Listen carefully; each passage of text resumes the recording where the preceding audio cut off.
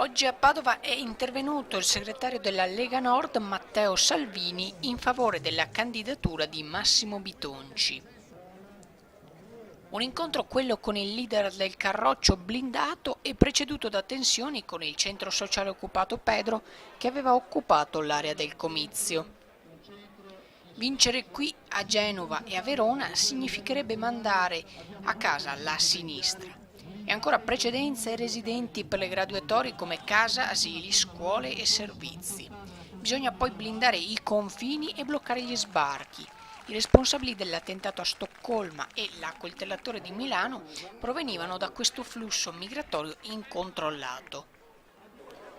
A Bitonci l'onore di terminare il comizio. Il posto è simbolico, la zona stazione, con l'ex sala scommesse, l'Hotel Monaco abbandonato da tempo, la situazione di degrado e spaccio e l'unica buona notizia di questi tempi, ossia l'arrivo di un dislocamento dei vigili proprio lì, che viene bloccato.